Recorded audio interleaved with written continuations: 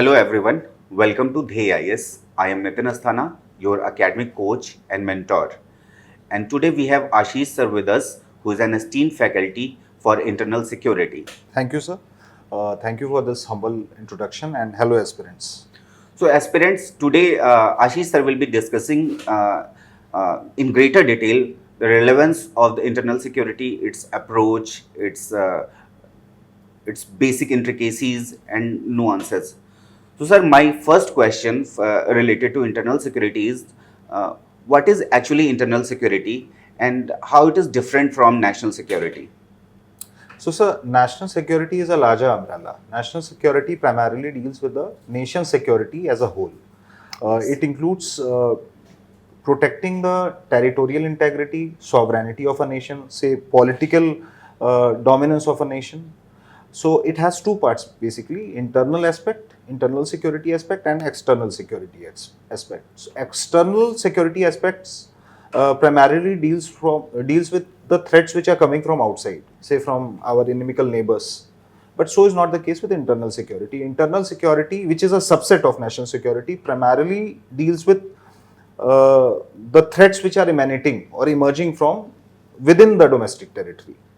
So we have as a nation, we have various internal security challenges. We have Red Corridor issue. Then we have insurgency going on in Northeast. We are facing cyber security threats. Now terrorists are going a little unconventional in their approach of operating. They are not merely confined to RDX and AK-47. Now they are using sophisticated internet tools, ICT tools to foment trouble in India. So the internal security is primarily a subset of overall national security. Okay, sir.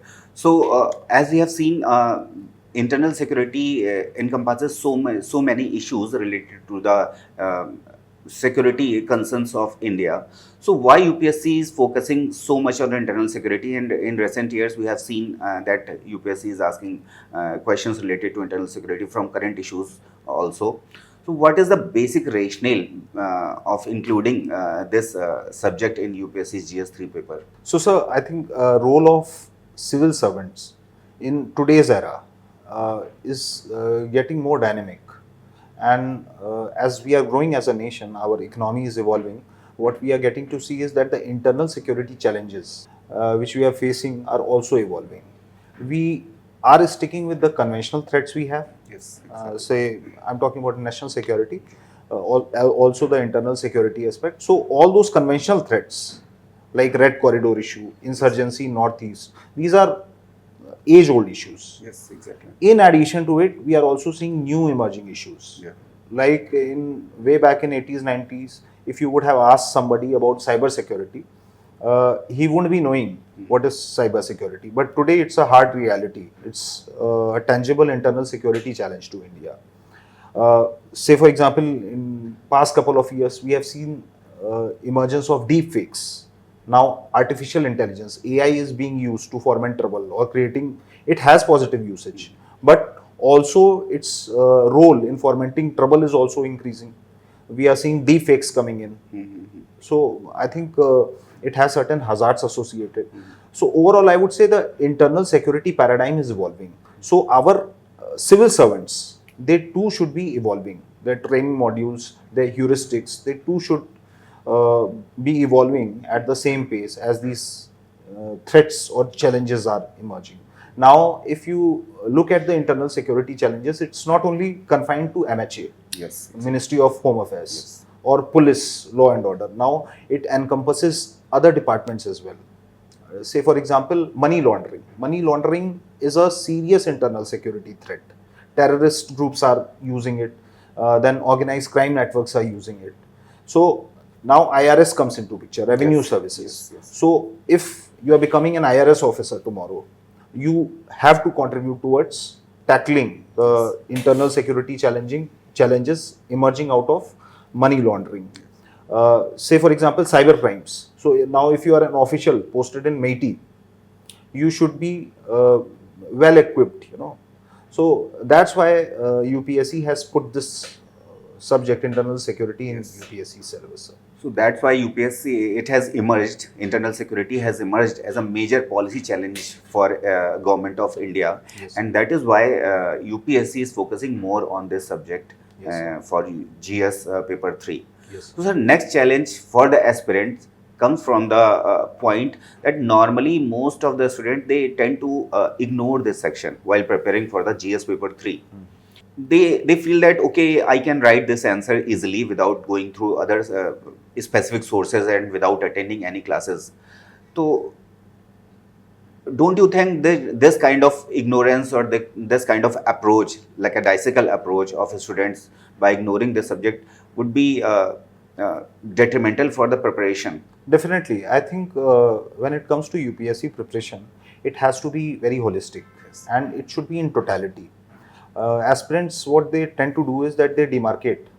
That now is the time when I'll be preparing for prelims, and thereafter, once I'm clearing the prelims, I would be preparing for mains. So should not be the case. If you really want to crack the examination with a good rank, your preparation of this examination should be composite. It should include all the three aspects of the examination: prelims, mains, and interviews. Now, if you look at the prelim syllabus, it doesn't anywhere explicitly define internal security. Exactly. But you will get questions from internal security in your prelims. Okay, so putting internal security on shelf is, I don't think it's wise Very difficult. decision. Yes. It should be taken in totality, and there are various sources to it. We'll gradually come to it. So, sir, as we have seen, it has very important role in GS paper 3 and overall UPSC preparation. Can you explain in greater detail what is the its relevance or importance for prelims, mains, interview, and essay separately? Okay. So, sir, talking about the cost benefit analysis part, I would say it's a very lean subject, and UPSC has this habit of repeatedly asking questions from same 5-6 domains. You will find question pertaining to cyber security. You will find questions pertaining to border management or insurgency in Northeast, yeah, or drug trafficking. So the domains are very specific, and UPSC, somehow beats around the bush and tends to ask questions from very set 5-6 domains. So it's a very low hanging fruit, I would say, and the costs are less, the benefits are more. You can score good marks with reading less. So is not the case with other aspects like governance. If we talk about governance, or if we talk about IR, these are very open-ended subjects. Okay, and they are fetching you similar marks. So analyzing the previous year mains questions, you can easily, I'm talking about 5-6 years, but you can go beyond that also. You will find that there are 4 questions which are being asked year on year. Yes, exactly. Okay, so there are 2 questions which are 10 markers, and then there are 2 questions which are 15 markers. Yes. So very lean syllabus, but it's fetching you 50 marks Yes. in your GS3. GS3. So I think the benefits are enormous, and also at interview stage, because people who take your interview, UPSC, they're very senior people, bureaucrats. They have this, I think, I don't know the right word, inclination or love for topics like IR or internal security. So a lot of question in your interview stage also comes from internal security or IR. Exactly. So I think it's a low hanging fruit. Yes. You can read less and score more at subsequent stages of the examination. Sir, so as per the recent trends of the UPSC, and as you just explained, so just by preparing the some 8 to 10, 11 topics of the internal security, it will help you in the prelims also, aspirants, and it will help the aspirants in mains also, in essay also, and interview also. It will develop your overall personality and overall your thinking approach, thinking ability. Just to intervene, sir. Yes. Suppose you are posted as a DCP South in Lucknow, and you haven't read internal security at all. So while you'll be having your posting, there would be many new things coming to you. Yes. But now today in police stations or for any law and order machinery, the challenges are multifaceted. So if you have a prior knowledge, the ground knowledge of what all internal security challenges that India's law and order machinery face, So you'll be better equipped to tackle those questions. If an aspirant is having a basic theoretical knowledge of the subjects, Yes, he sir. will deal with it while posted as an IPS officer or other IS True, sir. officer. So, sir, we have discussed in greater detail its relevance for the UPSC exam and preparation. So, next challenge for the aspirants is what should be the main major sources to prepare this subject, because not many sources are available for this subject. So, should we follow the authentic original sources, government sources, or there are some books which can be followed by the aspirants? Sir, with all humility, I would disagree a bit. There are lots and lots of sources. Okay, sir. It's a very dynamic subject. The primary source, the easiest of all, is your newspaper. Be it the Hindu or Indian Express, whatever newspaper you are reading, all major publications, they cover internal security very holistically.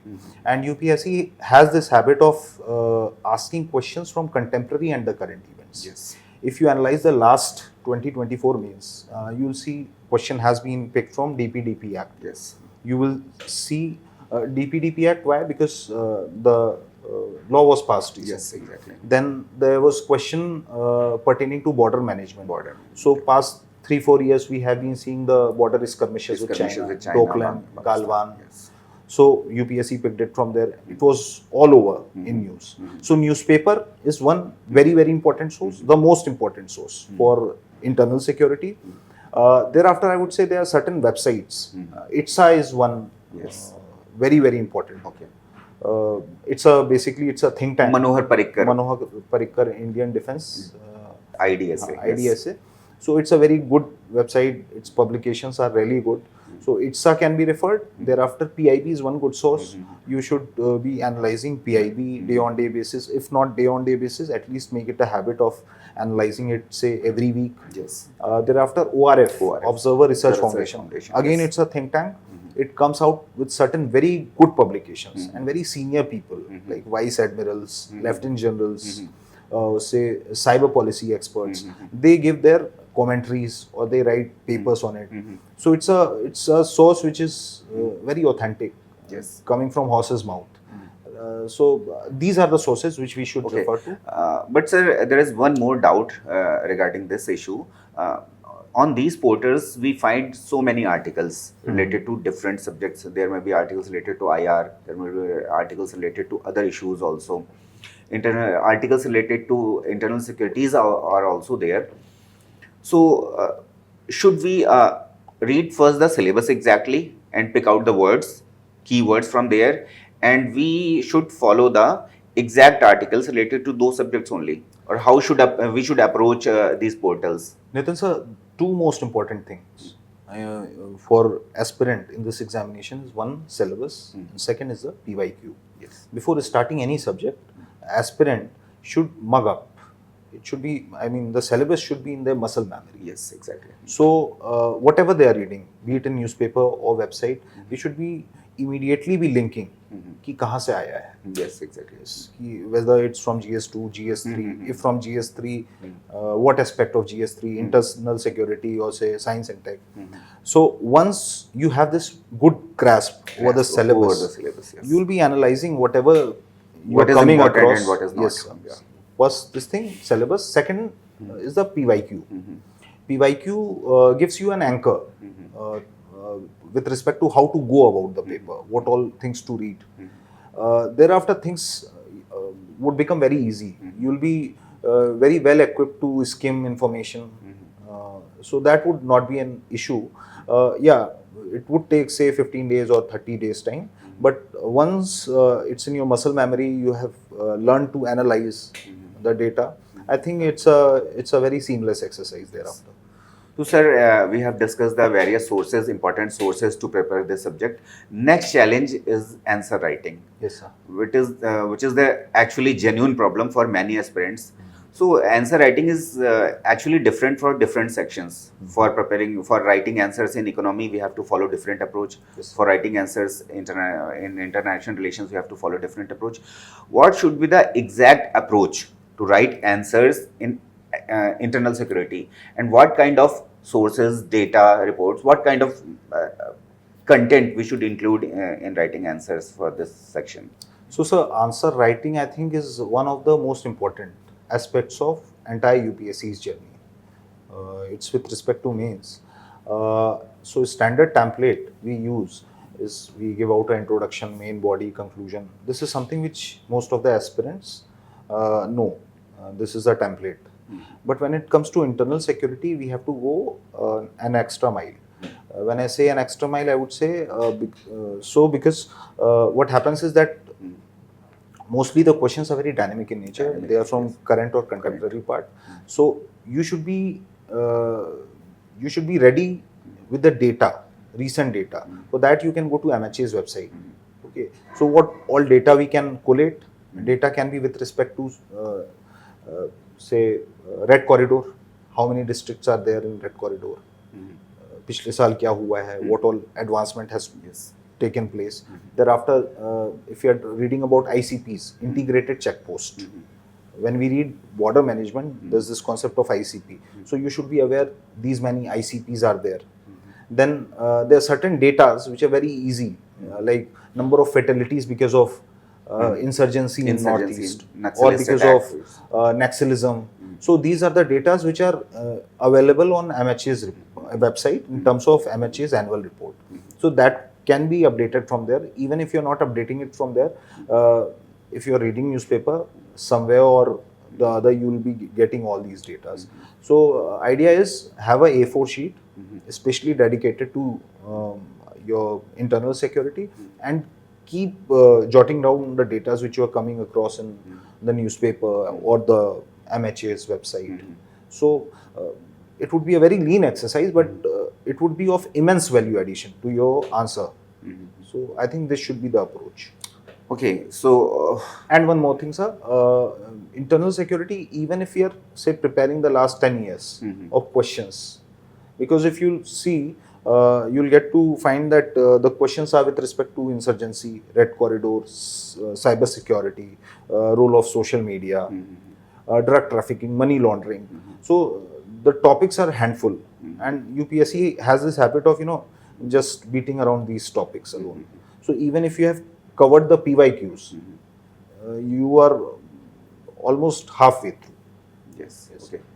So aspirants, as you have seen, Sir has discussed each and every nuances of the internal security subject, and Sir has also discussed how to approach the subjects, what are the important sources, and how to write the answers of internal security. So Sir will be dealing in greater detail with this subject in our new batch, which is being launched from 21st of April for English medium only. And if you have any doubts or queries, you may ask the Sir on given number on the screen. So Sir, thank you so much for providing us greater detail related to the subjects. I hope students must have enjoyed this session, and we will meet again in next podcast discussing further aspects of internal security with Sir. Thank you so much. Thank you, sir. Thank you, aspirants.